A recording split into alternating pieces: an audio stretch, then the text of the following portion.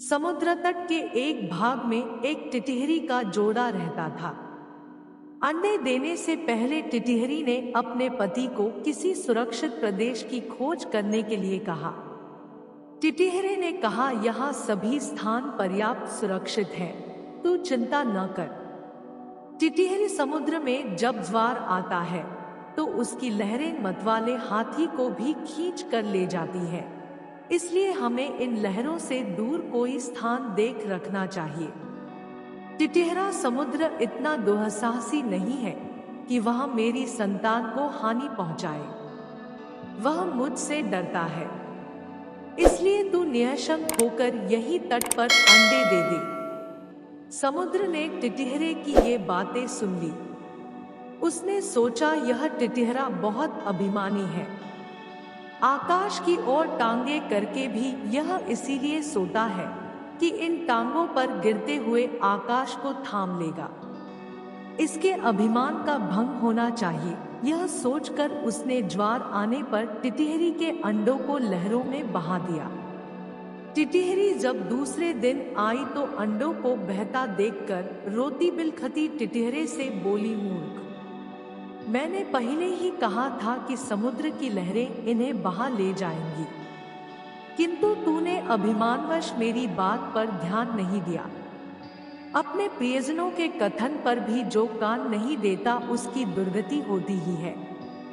इसके अतिरिक्त बुद्धिमानों में भी वही बुद्धिमान सफल होते हैं जो बिना आई विपत्ति का पहले से ही उपाय सोचते हैं और जिनकी बुद्धि तत्काल अपनी रक्षा का उपाय सोच लेती है। जो होगा देखा जाएगा कहने वाले शीघ्र ही नष्ट हो जाते हैं। यह बात सुनकर टिटहरे ने टिटहरी से कहा, मैं यद्भविष्य जैसा मूर्ख और निष्कर्म नहीं हूँ। मेरी बुद्धि का चमत्कार देखती जा। मैं अभी अपनी चोंच से पानी बाहर निकालकर समुद्र को सुखा देता हूँ। टिटहरी समुद्र के साथ तेरा वैर तुझे शोभा नहीं देता। इस पर क्रोध करने से क्या लाभ? अपनी शक्ति देखकर हमें किसी से बैर करना चाहिए, नहीं तो आग में जलने वाले पतंगे जैसी गति होगी। टिटहरा फिर भी अपनी चोंचों से समुद्र को सुखा डालने की डींगे मारता रहा। तब टिटहरी ने फिर उसे मना करते हुए कहा कि जिस समुद्र को गंगा यमुना जैसी सैकड़ों नदियां निरंतर पानी से भर रही है, उसे तो अपने बूंद भर उठाने वाली चोंचों से कैसे खाली कर देगा? टिटहरा तब भी अपने हठ पर तुला रहा। तब टिटहरी ने कहा, यदि तूने समुद्र को सुखाने का हठ ही कर लिया है तो अन्य पक्षियों की भी सलाह लेकर काम कर। कई बार छोटे दो प्राणी मिलकर अपने से बहुत बड़े जीव को भी हरा देते हैं, जैसे चिड़िया, कटफोड़े और मेंढक ने मिलकर हाथी को मार दिया था। टिटहरा, अच्छी बात है, मैं भी दूसरे पक्षियों की सहायता से समुद्र को सुखाने का यत्न करूंगा। यह कहकर उसने बगुले, सारस, मोर आदि अनेक पक्षियों को बुलाकर अपनी दोहा सुनाई। उन्होंने कहा, हम तो अशक्त हैं, किंतु हमारा मित्र गरुड़ अवश्य इस संबंध में हमारी सहायता कर सकता है। तब सब पक्षी मिलकर गरुड़ के पास जाकर रोने और चिल्लाने लगे, गरुड़ महाराज, आपके रहते हमारे पक्षिकुल पर समुद्र ने यह अत्याचार कर दिया। हम इसका बदला चाहते हैं।